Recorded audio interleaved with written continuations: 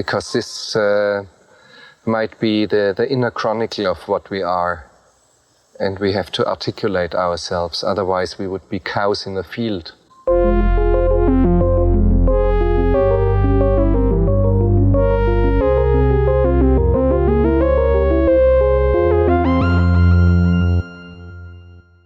Hello and welcome to Cows in the Field. This is a movie podcast, and I am your host, Justin. I'm Laura.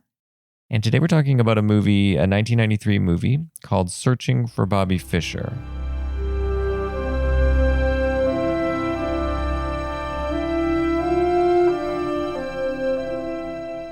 This is a movie that is about a chess prodigy named Josh Waitzkin, and he is trying to sort of find his way in chess while being surrounded by a bunch of kind of semi-overbearing adult figures who are serve as mentors to him. And he's also in the shadow of Bobby Fischer, trying to sort of find his way through the chess world and exploring his talents and nurturing his talents. This is a movie that I love from my childhood. I don't know if I saw it in theaters or anything. But you would have been like 9. Yeah, yes? Something like that. Okay. And I mean, I think I saw it. It's a really good age for it. It works really well for a 9-10-year-old. That's around when I saw it. And I just fell in love with it. I mean, I think I do want to say that I independently was into chess. So I think I was into chess. And I think that's how I found this movie. I don't know. It's a movie about like a little kid who's into chess. Like that's my jam. And, just really, really enjoyed it. Watching it today in 2020 with a child, it's a completely different watch. I mean, of course, back then I watched it from the perspective of young Josh Waitzkin, who's 7 in the movie. And just all the experience that he has going to chess tournaments, which I had. I did go to a few chess tournaments, going to hockey tournaments for me, playing hockey. He plays baseball. I didn't live in Manhattan. But this is a very New York movie in a lot of ways. And I think in a certain extent, I didn't even understand Manhattan and the geography of Manhattan and how close they are to Washington Square Park. But anyway, that's beside the point. I mean, I watched all this stuff and I just identified so much with the kid. I mean, of course, he's like really good at chess and I was mediocre at chess, but I still sort of fancied myself like able to get good at chess if I worked at it. Sure, of course. And then I never really did. I moved on. But yeah, this movie like had always sort of felt like it was a part of my childhood growing up. And it's a movie that I don't think many people have seen. It's a movie that I think I looked at the box office. It didn't make very much money. It made like $7 million at the box office. And I think it was roundly forgotten. I had no idea this movie existed until I met you. Yeah. And I think you're not alone in that regard. I think that this movie is largely forgotten to the sands of time. It's kind of interesting. I mean, it's a really straightforward movie. It has 100% on Rotten Tomatoes. And I think a lot of people see the poster or whatever, or the synopsis, and they think, oh, this is going to be like a shitty, child, kid overcomes obstacles kind of movie, and like a less funny version of, I don't know, Mighty Ducks or something.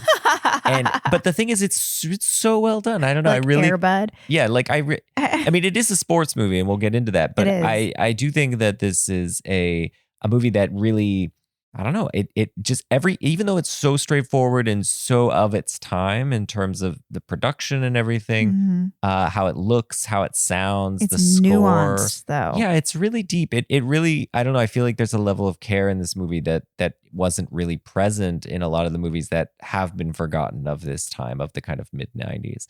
And I mean, it's a movie that, rewatching it now, getting this perspective of the parents and actually seeing that, oh, I see. The movie is from the perspective of the parents. I mean, it's written by the dad, Fred Waitzkin. It's based off of a book Yeah. that's written by Josh's dad. Yeah. The screenplay is not written by Josh's dad, The screenplay right? is written by Steve Zalian, who is a Scorsese regular collaborator. He wrote The Irishman and stuff. Okay. And he also directed it. And yeah, and it's interesting. He hasn't really directed very much.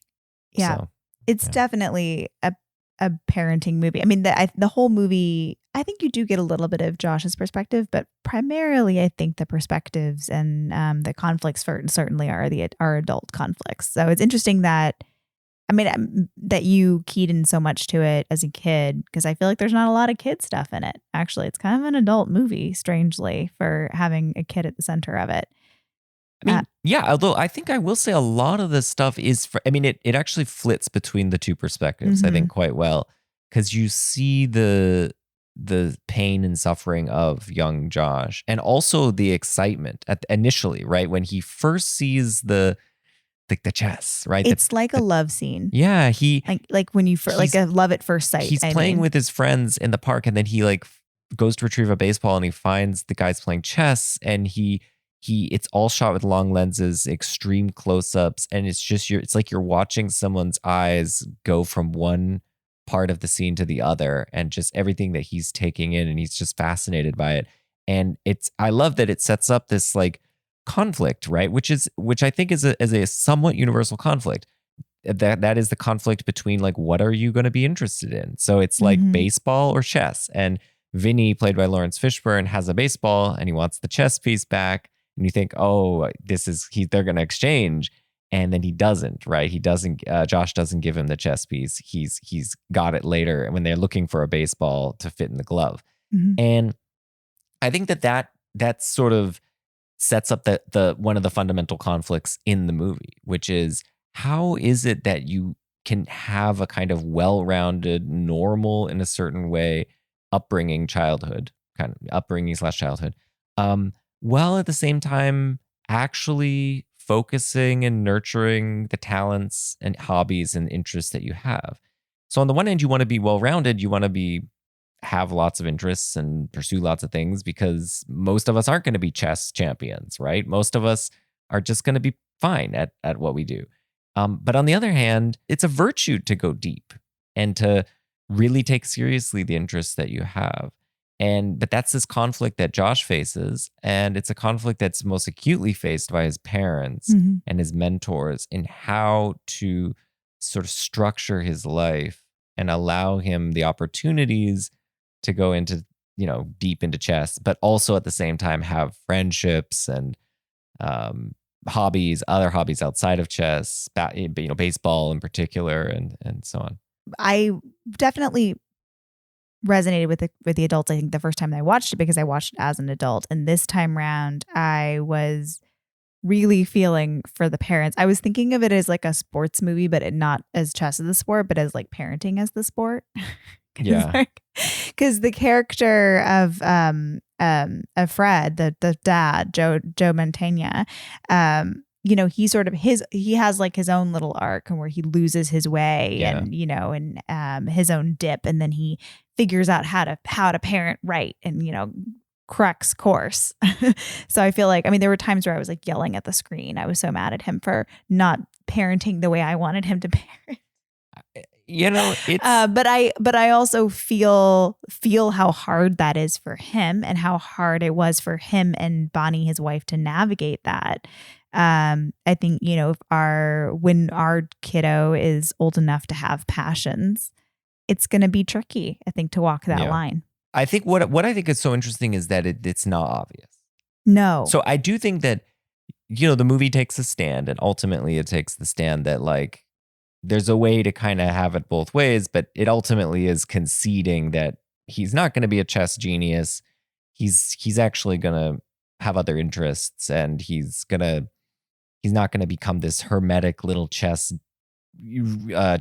computer who just studies chess and does nothing else. He's going to There's an example of that in the movie. Right. There's a contrasting character. There's another child that has been sort of like raised in like a chess petri dish. Yeah. But I think the movie sets it up very blatantly, like, this is the right way. But I do think it's complicated, because I think, most instances of, quote unquote genius at whatever, just the people who are the top at what they do, they have have to basically singularly devote themselves to that from a very young age. So think of all the classical musicians, all the best classical musicians. Think of all the best athletes for the most part. The people like Jordan and LeBron, like they are singularly devoted to the pursuit of the mastery of their craft in a way that requires, I think, a lot of at a young age, a lot of parental oversight, right? That helping keep them on the track, providing for them so that they can pursue it, and then ultimately, encouraging it and not just stepping back and saying, "Hey, maybe you should have other interests," right? It is a kind of thing which does require parents to be like, "I see you're really good at this. I'm gonna nurture that talent by keeping you going when the flame kind of burns out." Getting them back on the horse when it gets hard. Yeah, when it gets hard, inevitably. Or they don't win. Eventually, I think every kid, I think I was like singularly untalented in everything. but I think, it's when you do find that you're good at something, it's really fun. And you like sort of the first step beyond the other kids is easy, right? Yeah. And then you inevitably face some adversity. You don't win everything right away. Yeah. And that's when the going gets tough. And that's when a lot of kids are just like, well, if I'm not going to like be great at this, then like, I'll just, I'll get distracted. I'll do something else. And that's when the parents have to sort of step in. And it's a virtue to push past that adversity and to dig deep. But you also don't want to turn them into maniacs. And that brings us to one of the scenes that I absolutely love, which is when Pandolfini, the chess teacher, so they bring in Bruce Pandolfini to see if he'll be Josh's chess teacher. But before Pandolfini agrees, he takes Fred Waitskin, Josh's dad, to a chess tournament. Have you ever been to a tournament before? No. Oh, well, you're in luck, man. This is one of the most prestigious. The talent gathered here is the strongest in the country. Everybody's here. Joel Benjamin, former U.S. champion, among the 6 highest rated players in the country. Man in the corner is Roman Gingi-Hashvili, 2-time U.S. champion. A few years ago, he was ranked among the top 10 players of the world.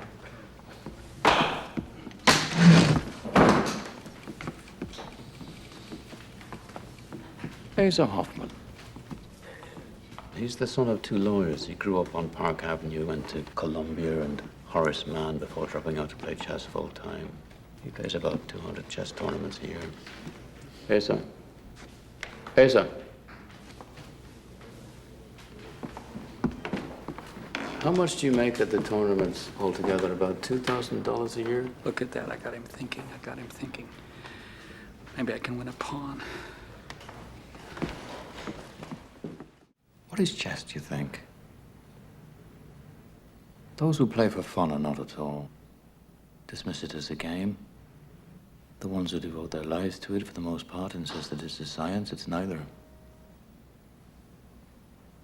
Bobby Fischer got underneath it like no one before him and found at its center art. I've spent my life trying to play like him. Most of these guys have. But we're like forges.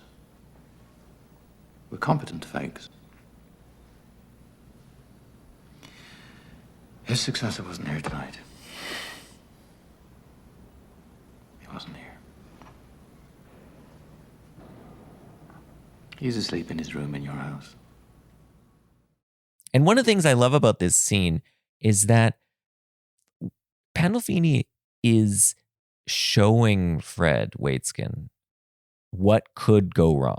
Like how it could go wrong. And it goes wrong by Josh getting really good at chess, but not great at chess. And he just ends up playing in a chess tournament in a dingy old room with smoke and a bunch of weird semi-psychotic people, and he's broke. Yep. Right? And I mean, if you think about it, like all the instances of adult figures playing chess in this movie are flat broke. Pandolfini's broke. The people who play chess in Washington Square Park are broke. Yep. They're homeless, many of them. Yeah. Or they're portrayed as lunatics, like they portray Asa Hoffman as a complete maniac. I do love that that's like Pandolfini's introduction is like he's on the phone and he's like, $30. Do you know how much I'm accustomed to taking for speaking engagements? Then he's like, then they cut away to something else and they go back to him and he's like, I'll take it. Yeah. I mean, it's tough times. It's tough times. And it's like, nurturing the skill of an artist, right? Where you're like, ooh, it's like you're really good at this. But on the other hand, it's like going to be a tough life for you. Can you become good enough that you can actually, make a living at this and also succeed in the way you want to succeed? Or can you just be good enough to like scrape by?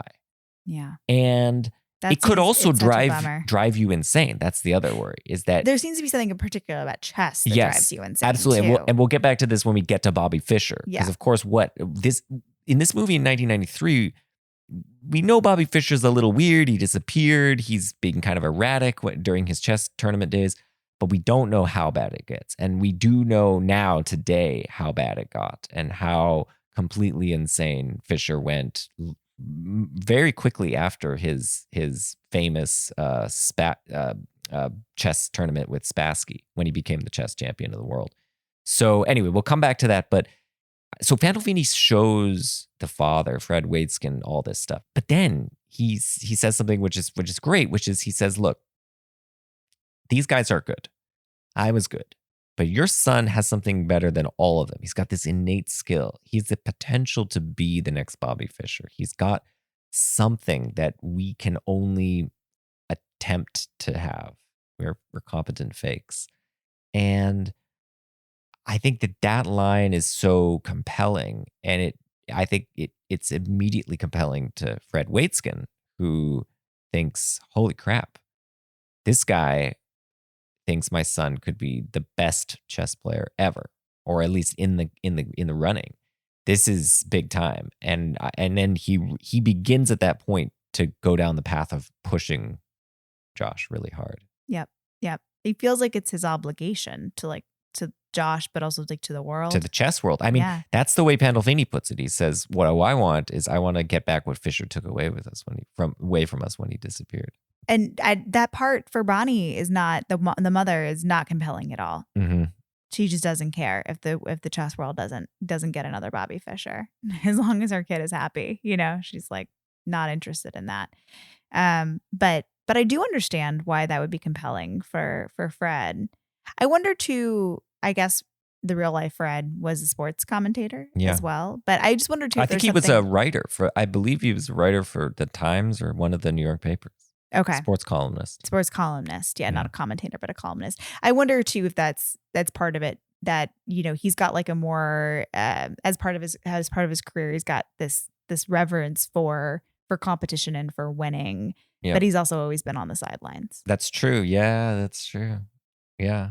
I think that idea, which of course you're right, is nurtured in sports and athletes too, that there are these like gods among people who are really good. And they're just, like the Babe Ruths or the Michael Jordans or whatever, who have this sort of supernatural ability. And as columnists, your goal very often is to play up those narratives, right? Is to talk about the godlike entities, because it gets people excited about the following the sport and so on. So yeah, you're right that it was an easy narrative for him to get into. So there are a couple different conflicts. So one is between Pandolfini and the mom, Bonnie Waitzkin. And this centers around the approach to teaching him and how much Josh should be sort of trained to be a killer. Mm-hmm. In particular, there's the scene where Pandolfini says to Josh that you have to hold your opponent in contempt. Do you know what the word contempt means?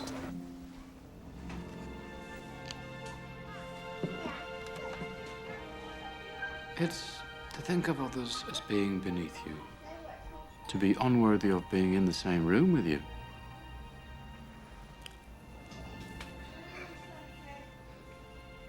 I don't feel that. Well, you better start. Because if you don't think it's a part of winning, you're wrong. You have to have contempt for your opponents. You have to hate them.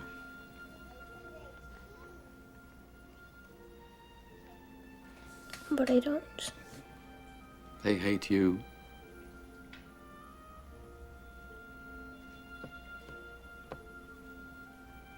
They hate you, Josh. I don't hate them. Bobby Fischer held the world in contempt.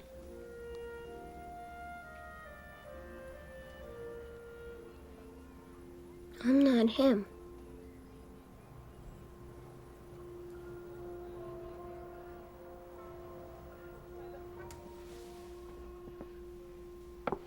You're telling me. To put a child in a position to care about winning and not to prepare him is wrong. Get out of my house. This scene makes me really angry. I'm such a Bonnie in this situation. But I mean, what do you think about Pandolfini's line, that argument that, like, you know, if you don't prepare him well, then you're just sending him out there to be destroyed? I reject the premise that it's important to hold people in contempt in order to win. So I don't agree with that. I mean, in terms of preparing the child, I think what the kid is going to value what the parents value. And like I think when they're talking about Dalton, he's the dad's trying to convince him that it sounds great or something, and he says, "What do you think?" And the kid's like, "Well, if you say it's great, it's got to be great."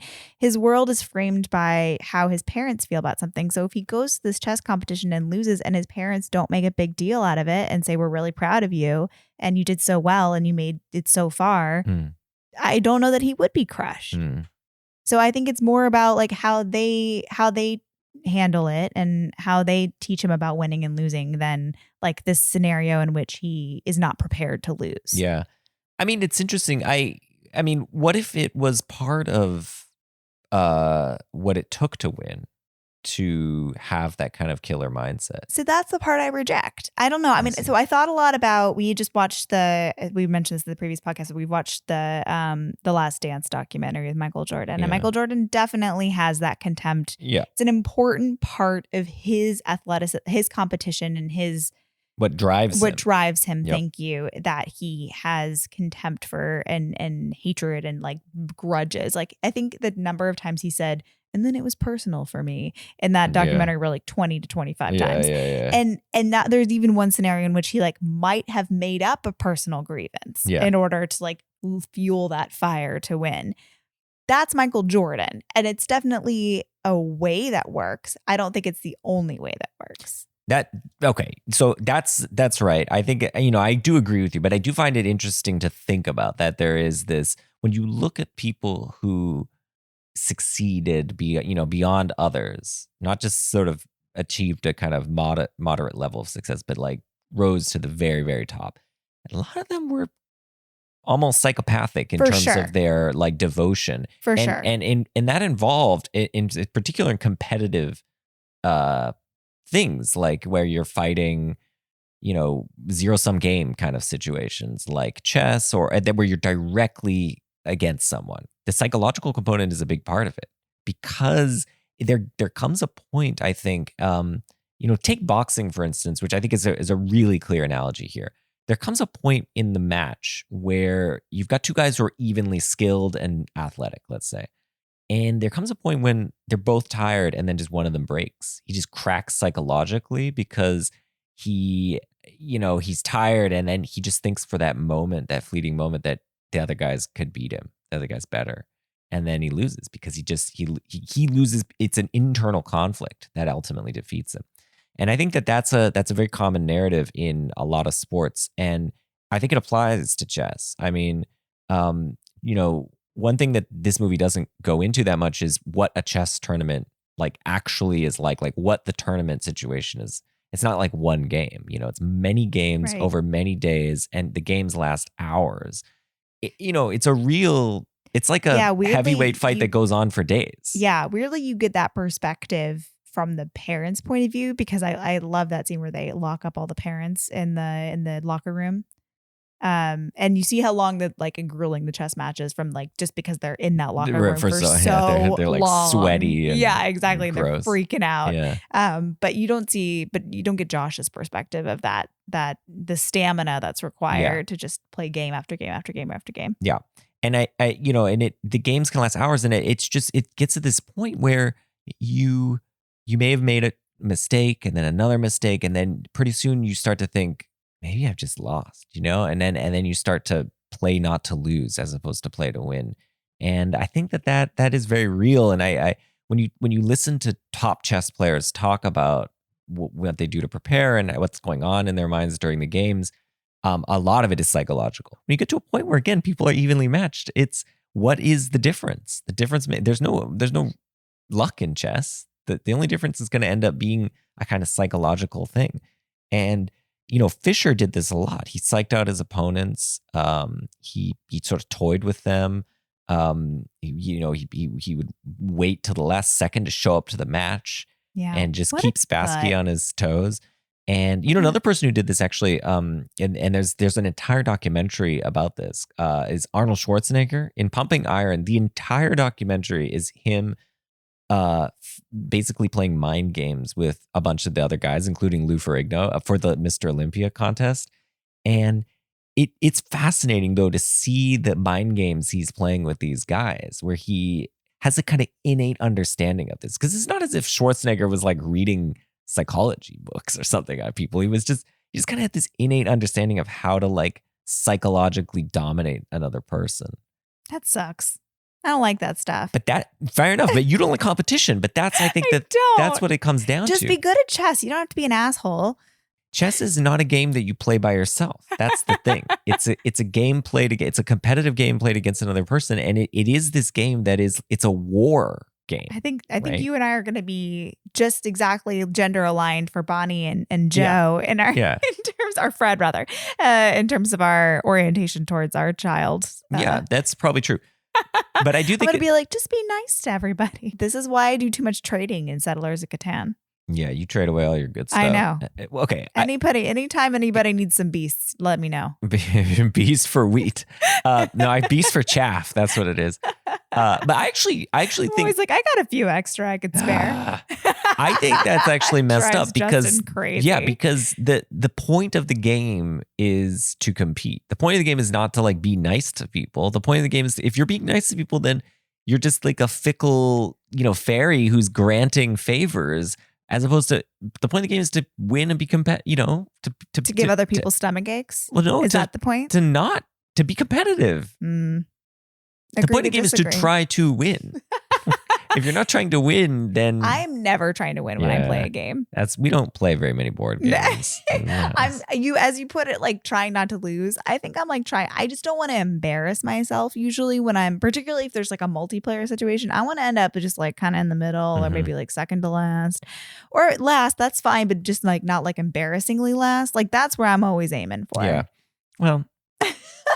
So you and Bonnie are both into being a good person, having a good heart. That's what Bonnie says. So not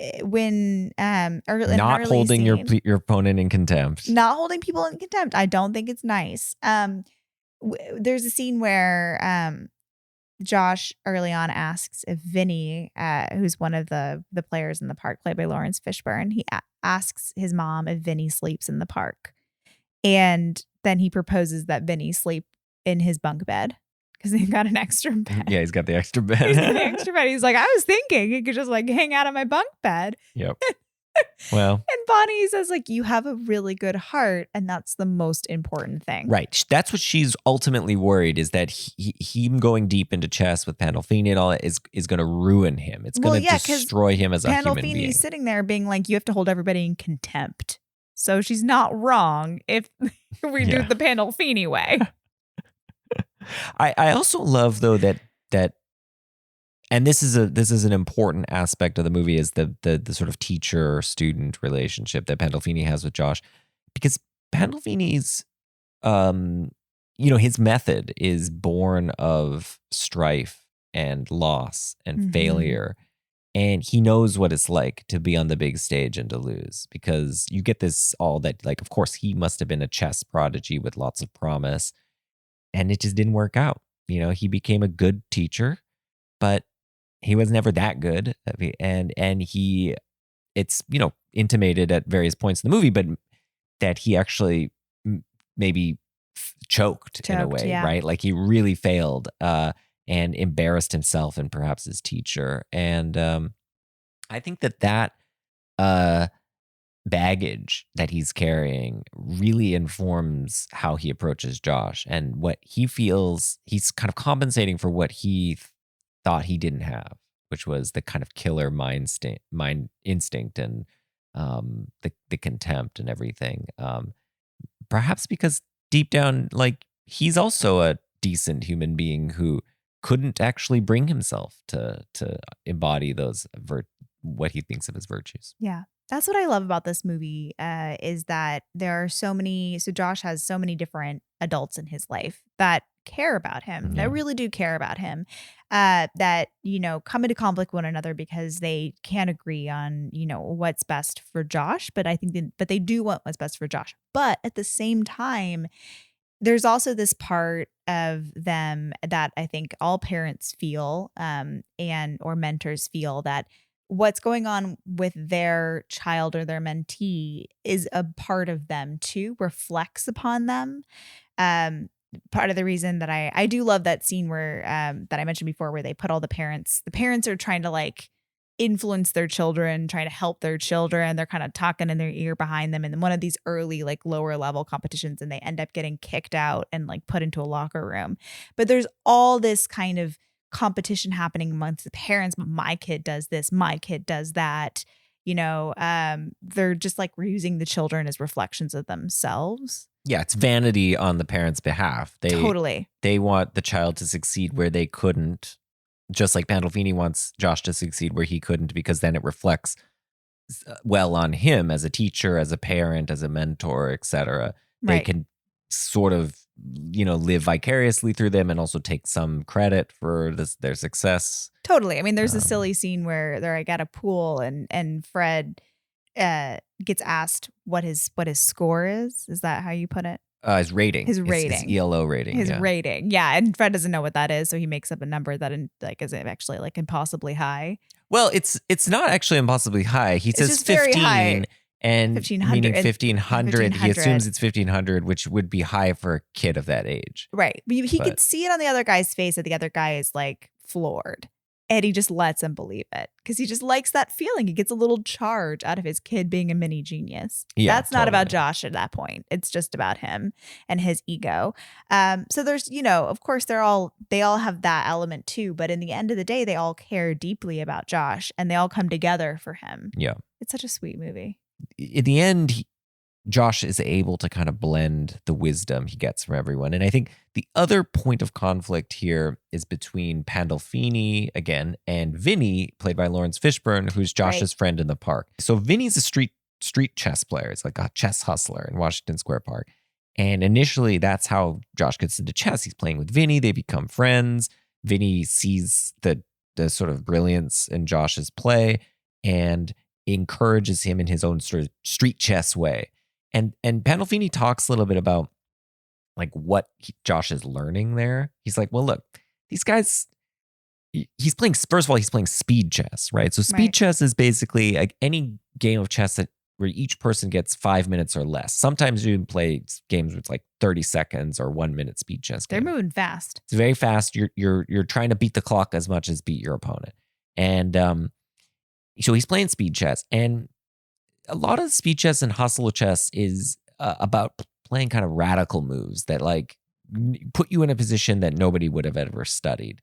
And then you just play tactics. So it's just like, I'm going to like try to like mess with you in like 2-3 move increments. I'm not really looking for some long game, long strategic or positional game. And Pandolfini's like, look, that's great if you want to hustle the drunks in the park, but you play real chess like in a tournament, like you got to play a different game. You got to play a more classic game, positional, long. You got to sit and think about your moves, plan it out 12, 20 moves ahead, right? And he's like, can you just stop having him play speed chess in the park? But Josh really likes it. He likes playing speed chess in the park. And so he's getting these conflicting pieces of advice. And nowhere clear is that, Vinny wants him to bring out the queen early.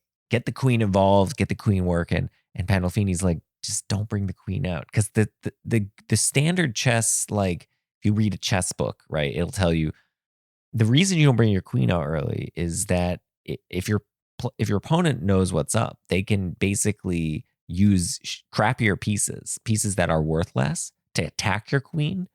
And then that wastes time for you moving your queen around while your opponent develops a positional advantage.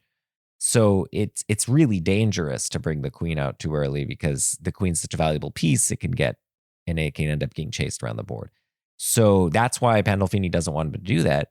But Vinny's into it because it's more of a radical move and kind of shakes things up. And also the queen's very powerful, so it can do lots of stuff. Yeah. And then in the end, Josh is able to sort of blend the styles together. He ends up bringing the queen out early. He loses it, but then he uses some tactics to get the queen back. Yeah. And then he ends up with Pandolfini. He is able to see the checkmate, whatever, 12 moves ahead. Then he gets a little sassy trick or treat comment. Well, that's when he gets the queen back. Yeah. Yeah. But that's so he does kind of able to blend the two. I mean, and it's also he blends the sort of Bonnie and the Pandolfini. I mean, the trick or treat is like him holding the kid in contempt, but then when he knows he's won, he offers a truce. Yeah, he or offers not a the truce, draw. but draw. Thank you. Yeah. I don't know any of these chess language things. You're gonna have to explain. He offers the draw so that they can share the. He says, "We'll share the victory." And he's such a sweetie. He doesn't hold him in contempt. He sees him as an equal, and he wants them both to win. And the kid refuses the draw, so plays out. Poor kid. That poor kid with his IZOD shirt. He's wearing the same outfit. He's got the same outfit. I had that outfit. When I went to Catholic school. Can I ask you a question? Were your sleeves like ruched? Because he's okay. I don't think I had seen. I before. had that look. So here's why. I went to Catholic school for a semester. Yeah, and you had your sort of bunched IZOD sleeves. There were 3 colors of IZOD style button, whatever they are, polo style shirts that you could wear because it was a uniform. Mm-hmm. We had a uniform, and you could have white, dark, very dark blue, or red. And that's a lot of variation for a uniform. Well, yeah. And then you had to wear khakis. Okay. Khaki slacks. And then the girls literally, it was plaid skirts. It was the standard kind of. I wore multiple plaids in my day. And so I had the white. I had the white one exactly like what that kid was wearing. That poor child. Yeah, me in the chess tournament was getting defeated in the first round. Just getting destroyed. And then being like, man, I'm not good at chess. Because I never took it really seriously. I enjoyed kind of the tactical aspect of it, but I just didn't have the patience to stamina. Really study. Yeah. Well, I think there is, obviously, I don't love chess. You know this about me. But if I were to love chess, I think then the way that Pandolfini wants to play it is fun too. It's a different type of exercise. No, both of them. Both. Oh, sorry. But on the surface, the Vinny way is more fun. Like he's a kid. It's fast and loose. Yeah. It's all about like the smack talk back and forth, and like you're playing loose and you're playing fast, and you like just keep going. And it's more about lose and you come back and there's a new game. It's more about the camaraderie, I think, and like the feeling of being in the park and hanging out with your friends, which is a totally normal thing for a kid to want to do. But he also enjoys his extremely tactical long game approach too. Yeah. But if I'm sitting there being Josh, I wouldn't want to do it the Pandolfini way. Well, yeah, that's boring. But that and hard. So here's another thing. That's Pandolfini doesn't really ever make chess seem like fun. No. He just makes it seem like torture. Yeah. Well, that's the thing. So we talked about this at the top, but when you develop a hobby early on as a kid or even as an adult, whatever, and it's fun at first because you can make progress quickly usually, right? Mm-hmm. Especially if you're young and your mind is malleable and you're able to pick stuff up and so on. So maybe you start to show some aptitude. And so then people are like, yeah, maybe you should take lessons, right? Or whatever. Maybe you should do this competitively, go to tournaments.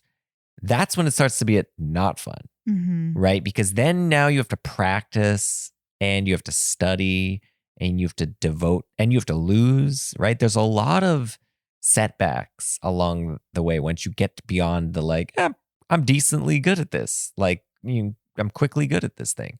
And that there's always this point that happens in your trajectory of whatever you're developing. And for me, I was really into guitar when I was started playing guitar in middle school, and I got really serious about it and was doing classical guitar lessons and auditioned for music school. And then I got into music school and I did a year of music school. And the only reason I did a year of music school was because almost day one of getting to music school, it ceased to be fun. And I think part of the reason was exactly this. It was that before I was just, I played guitar when I had time. And I didn't play a lot. I played many, many hours every day, but I just played when I had time. It wasn't like my job, it was just something I did on the side. But when you're in music school, it's your job. And it really feels like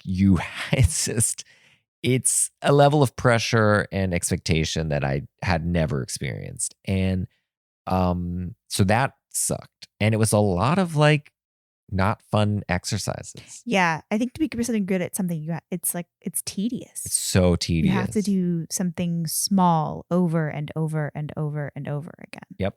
And I realized that I thought I was passionate about guitar. And what it turned out was that I had a decent amount of like beginner skill and I could pull off certain things, but I was not, I was not psychologically at this stage to be able to power through what was going to be required of me, which was, they told me in day one, they were like, you're going to have to relearn how to play guitar. And I was like, what?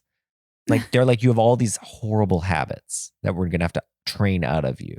And so a lot of my practice was posture and doing very basic finger picking exercises that were just... That sounds so frustrating. Just super tedious, and you just use it for hours. And you're not playing a song. You're just literally just playing like a stupid scale up and down and like...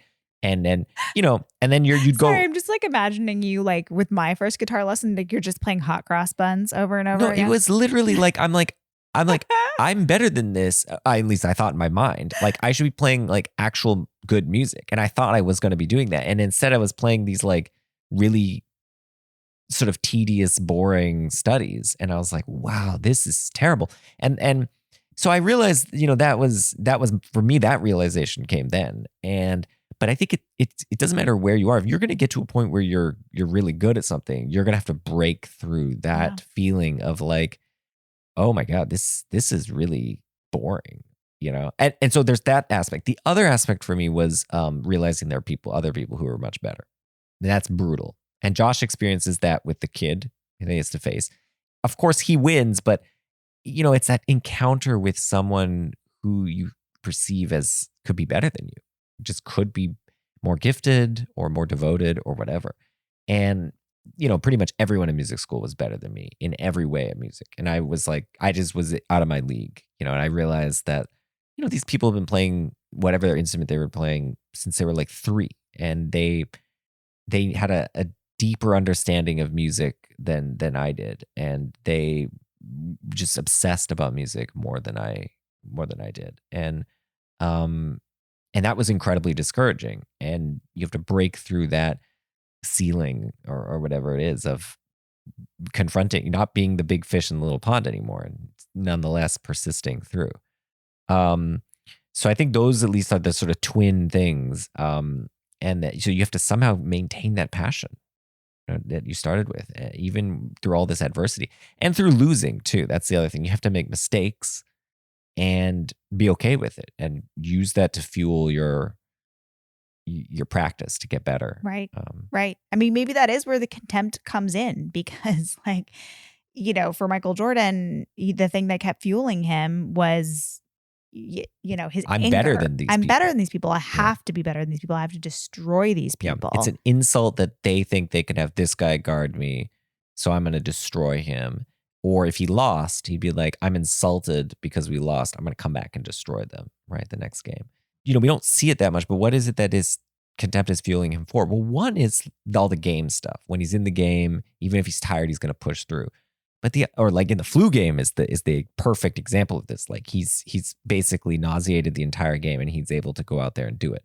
But the other thing is it's all the behind the scenes stuff. It's all the like, now you got to do another rep and you're just exhausted and you feel terrible and you just want to go lay down and no, you got to put in another rep, or, you want to do another 3 miles on the treadmill. You're by yourself in a gym shooting free throws and you got to do 1,000 more free throws or something. And you'd rather just be watching TV, but it's like, no, I got to do this. That's where the contempt comes in and it pushes you, I think, to push through. It gives you that goal that you can visualize.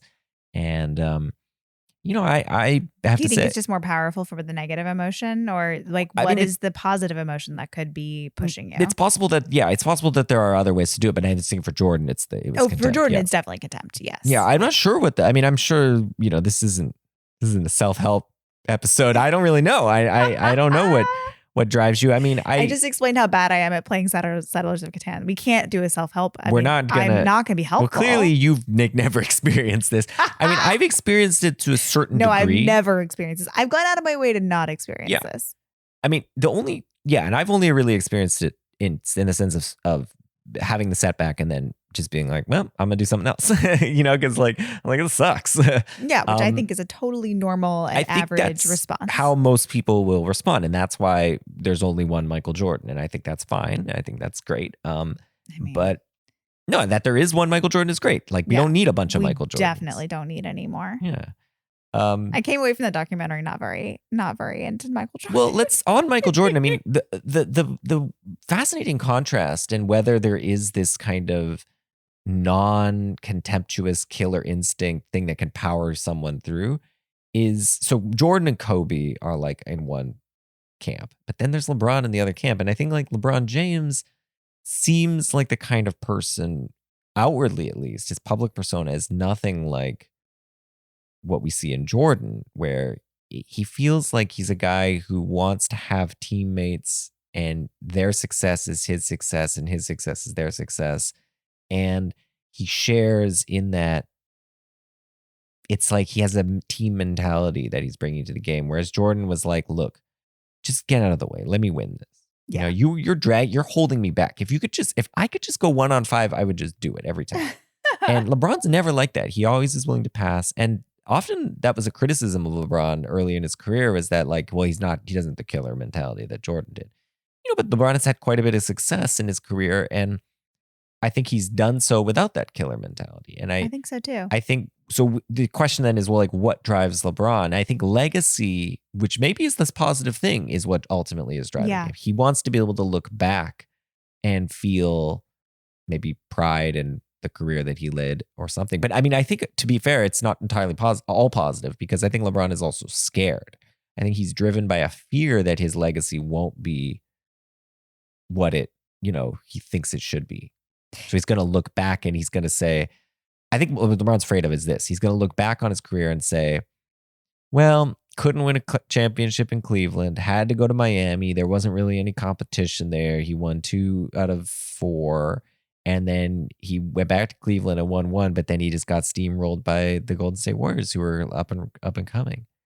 And then like that, the worry I think LeBron has is like, that's going to be how people describe his career is. Yeah. And it's not like Jordan's, where he had his younger days where he was getting everything together and then he wins 6 championships in a row. Yeah. I think one of the things though that's different too is that LeBron seems to care more about like the legacy that he had, or the impact that he has on basketball writ large, or the NBA, or like, he's got his own school. I feel like he's like interested in creating a legacy in terms of the community of basketball in the next year. Outside of basketball, outside of himself. Yeah.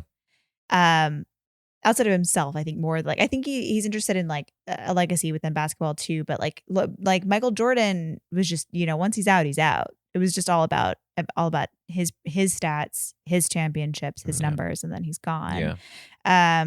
When I think that was different with Kobe too, because Kobe was like a part of the NBA beyond his retirement.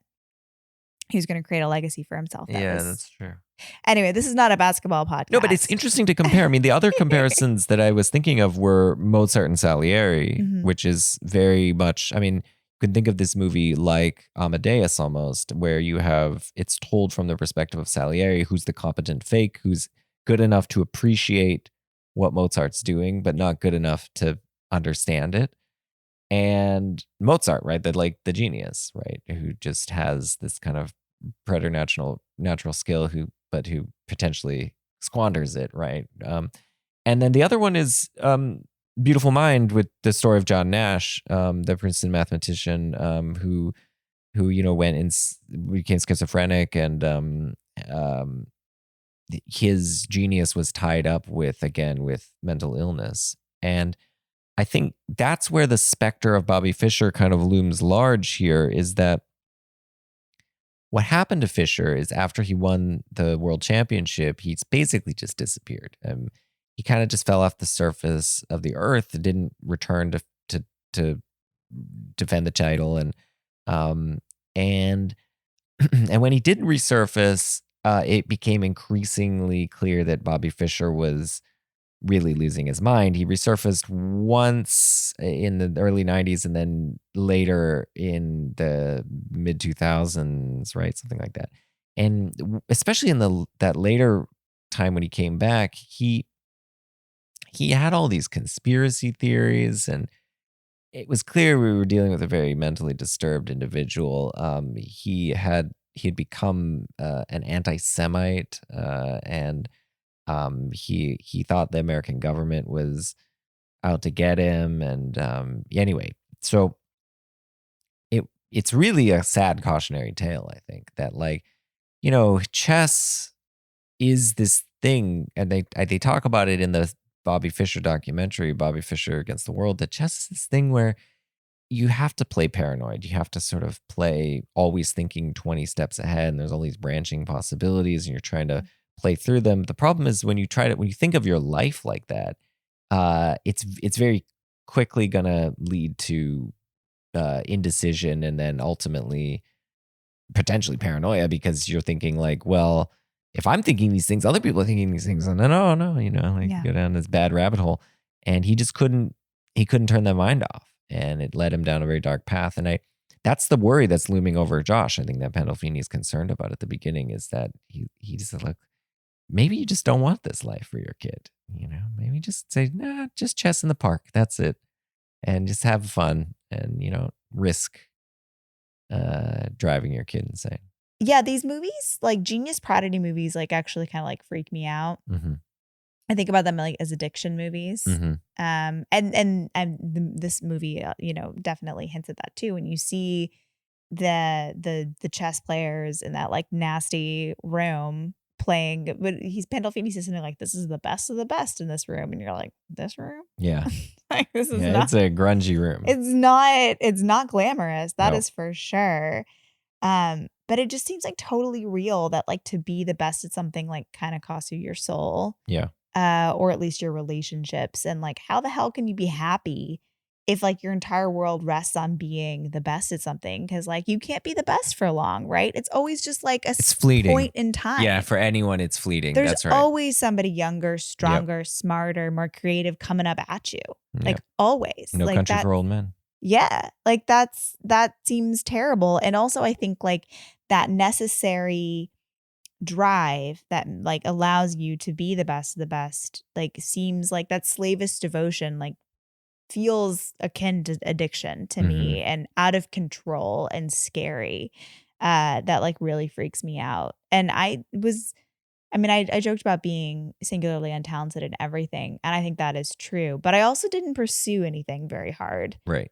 Because I think I was freaked out at being, maybe not at being slavishly devoted to something or having something subsume me that way. I don't think I could understand that as a kid. I think what I could understand was pressure and expectations. Yeah. And I was when Josh says, maybe it's better to not be the best because, then you don't let anybody down. He doesn't say it that way, but yeah.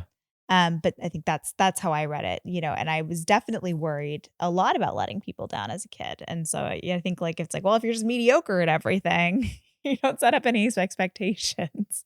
I'm not going to get any state championship and choke because I'm never going to get to that state championship Yeah. for anything. I was just like a dilettante.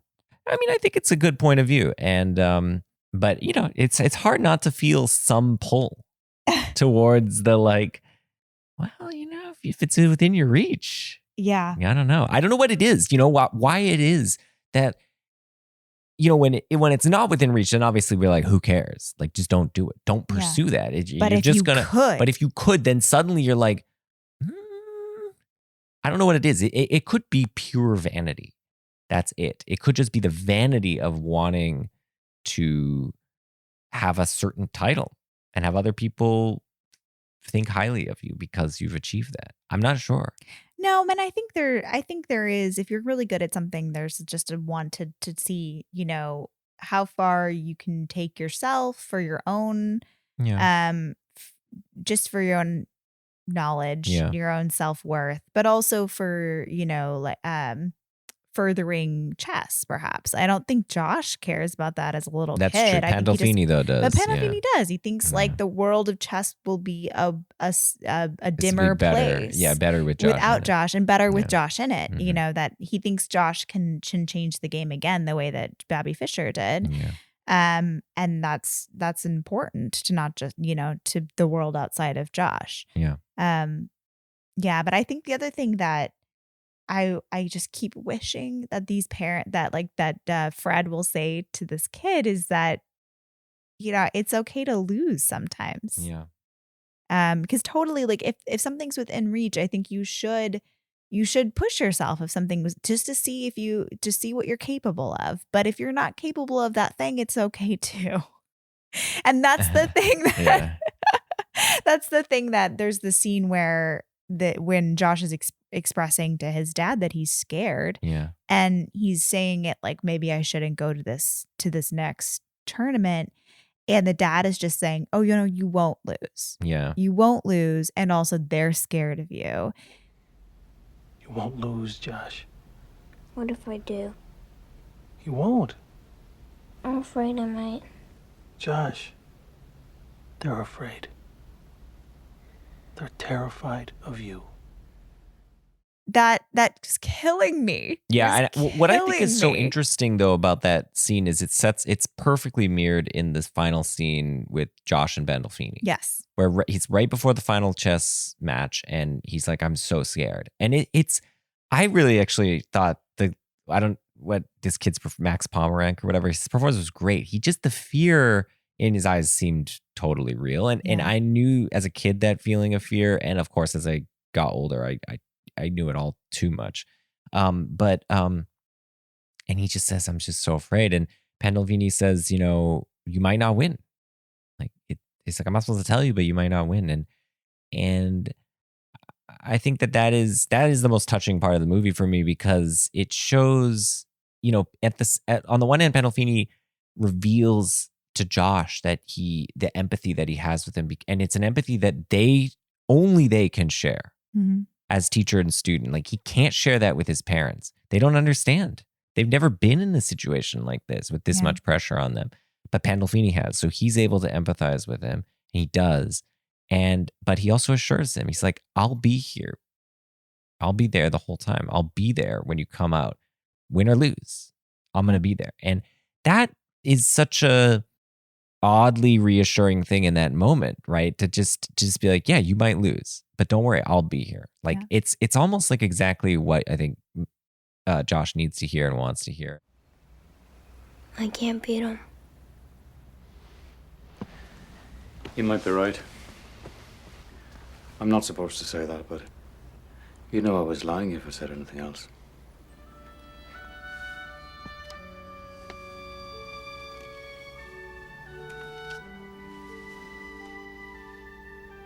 I have never been so proud of anyone in my life.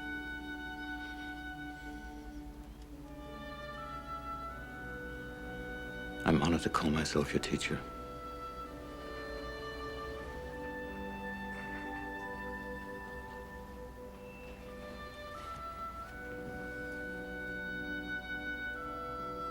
so scared. I know.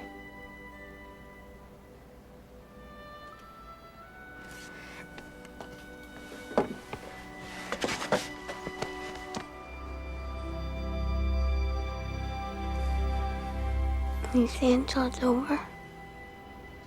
Will I stay? I wouldn't miss it for the world. As a person who doesn't like sports movies very much, I like this movie a lot. Yeah, I mean, it's but it's because it's also a parenting movie. I mean, I think Yeah. most sports movies are also not parenting movies. No, yeah. Right? They're more focused on the trials of the athlete in the center of this movie, and not about the surrounding aspects of, you know, the role of the family as mentors as well, and that kind of thing. But yeah, I think of it as my favorite sports movie, and you know, I do actually kind of like the genre of sports movie. I like a lot of sports movies. I like The Fighter. I like Mighty Ducks. I like Mighty Ducks 2. I mean, there's a certain cliche to them, and but when it can be done well, I think it's a weirdly, you know, a universal human story that, like, because it's about overcoming adversity. All sports movies are just about that, and facing challenge and competition. Like, these are deeply human things. No matter how much you want to escape the conflict. I mean, we are just want to escape conflict. Nature. We are part of nature, and nature is just a ball of conflict. Totally. It's a battle over scarce resources to survive. And so I shouldn't be trading away all my beasts. yes, that's what I've been saying this whole time. That's kind of what I've been telling you. Now you've finally realized that you shouldn't be trading away beasts for chaff. I'm like, I'll give you one chaff for one beast. You're like, I'll give you two. What is this? I'm like, how many do you need? Yeah, how many do you need? That's the wrong question. The Oh. right question is, give me 6 chaff. Wow. Yeah, but I think these movies, you know, they speak to something deeply human in us, and I think that this one really captures an aspect of it that I as a parent now really find compelling. And one thing though, so Zalian wrote Schindler's List, starring Ben Kingsley, and that was the same year, 93. Oh, no way. Yeah. So yeah, I don't know I was wondering where this movie came in the Ben Kingsley oeuvre, because you'd think maybe Ben Kingsley's presence would draw a little bit more attention to that movie, but maybe not in 1993. He had played Gandhi at that point, and Okay. I think that Kingsley, you know, I think Kingsley was probably the biggest draw. I think really nobody else. I mean, Joan Allen was a good actress and an important one, but but she's definitely not. She's not at the Kingsley star level, So yeah, she's not Kingsley, an Academy Award winning. Yeah, yeah, exactly. And Kingsley, you know, is the best. I think he really does completely sort of, once he enters the movie, it sort of becomes Ben Kingsley's movie. But totally. Although anyway. I am such a Joan Allen fan. Joan Allen is great. I think it's just because I'm like 100% on Bonnie's side in this movie the entire time. And like when she has her speeches or when she kicks out Pandolfini, I'm just sitting there being like, hell yeah. Like, I'm just so excited. Anyway, so that's Searching for Bobby Fischer, a movie that I think we're giving it 4 thumbs up. I put 2 thumbs and 2 toes up. So how many toes? You do literally have your toes up right now. All right, so we're gonna I've been looking at your toes this whole time. 6 thumbs up. No, it's not 6 thumbs up. 4 thumbs and 2 toes. 4 thumbs and 2 toes. I'm keeping my toes down for this one. Really? I put both thumbs up. I think that's all it needs. Okay. So that's good. So 4 thumbs, 2 toes up, and thanks for listening. If you want to follow us, we're on Twitter at CalsPod. But you know, you'd be among a very select few. All right. So thanks for listening. I hope you enjoyed the episode. Searching for Bobby Fischer. If you haven't watched it. Yeah, it's a fun movie. Good. It's fun. It was a movie I didn't know existed before Justin, and I'm glad I know it exists. I gave it 5 stars on Letterboxd. And next week, next episode, we're going to do Vampire's Kiss, which is a movie that is pretty far from this movie. Oh my God. It's so good. I'm going to try not to do Nick Cage impressions the entire podcast. No. We got to do a couple A a couple. couple of our favorite deep impressions, Sure. deep dive impressions. Sure. But we're gonna try and not do the Nick Cage voice the entire time. It's gonna be really hard for us. We're really big fans of this movie. So that's coming up next. All right, thanks. Bye. Bye.